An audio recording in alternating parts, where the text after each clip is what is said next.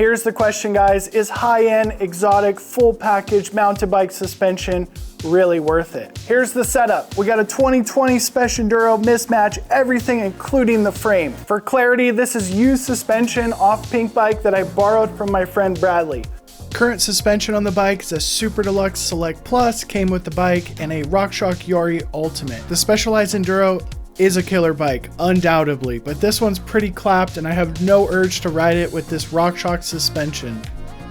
Instead of buying a new bike, I'm gonna test this exotic suspension out and see if it kills that desire to buy a new bike. This is EXT Suspension, they're Italian. Enough said.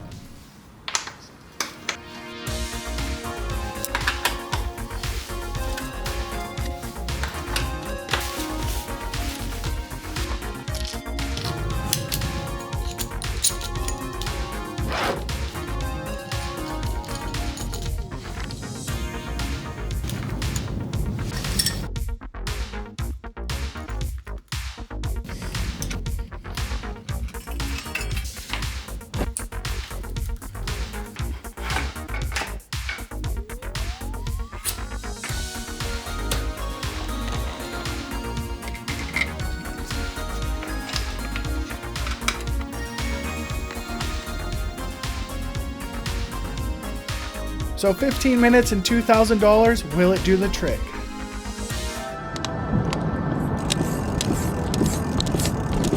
So first of all, this shock makes a ton of noise and has a very special feel right out of the gate.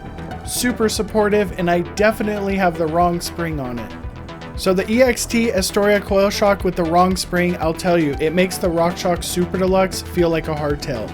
As for the fork, I just had this on my e-bike and it's got the absolute wrong setup, so we gotta start tuning it. So because I have the wrong coil on the rear, I'm gonna lower the pressure way too much in the fork to give it equally gushy feel. The tuning range on exotic forks with dual air chambers is incredible. You can get any feel you want out of it. Now, after I got the fork dialed, we move on to the shock. It's a 4mm Allen key to adjust the low speed compression. The spring on this is way too light for me, so I have to close the compression or make it as firm as possible.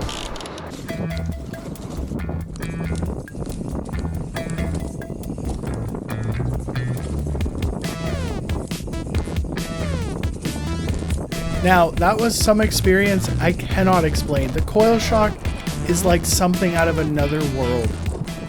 Even when the suspension's incorrectly set up, the EXT suspension has so much support and you will not be disappointed. So taking a closer look at the suspension on that little jump line, even with 100 pounds too light of a spring and the fork way saggy, it's very supportive. The EXT E-Storia has hydraulic bottom out and the fork is just incredible. I just had this on my e-bike. It's actually better on the Amish bike because this bike is so maneuverable already. As you may have guessed, riding a coil shock will increase your traction, but this coil shock is something else. It jumps better than an air shock. What's going on here, guys? Coming in blind with the suspension all saggy, no problem on the bigger jump lines. Big jump lines for me here, not for you.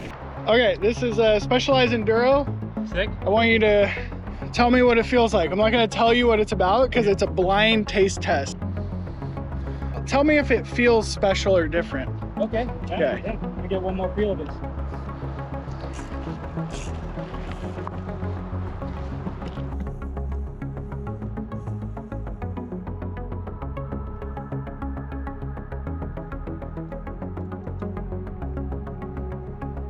Anything special compared to this one?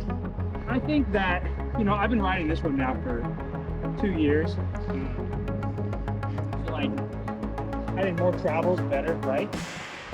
I think so for myself. Like I'm a kind of guy where you give me the bike and I'm stoked on it, regardless of what bike it is.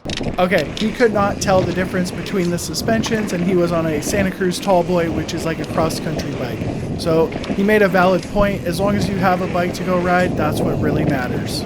I think that was enough of a test run. It's time to get back and tighten that spring up and head to some gnarlier trails.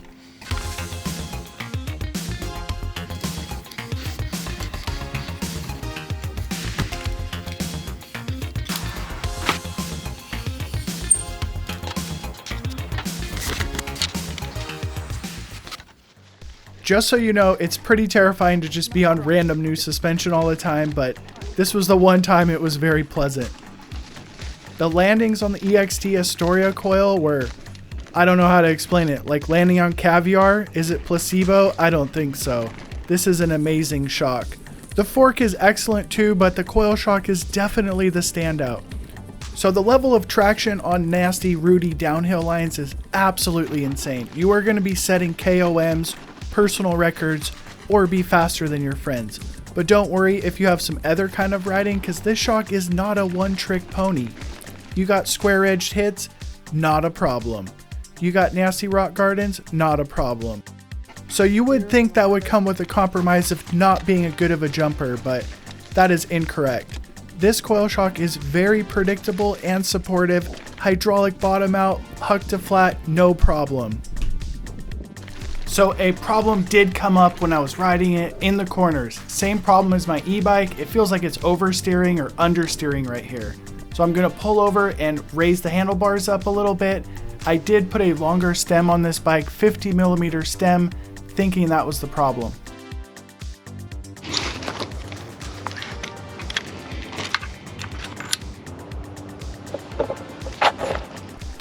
So if you ride different bikes or terrain, you know how you kind of like test the waters on something, and if you get good feedback, you start pushing it a little more.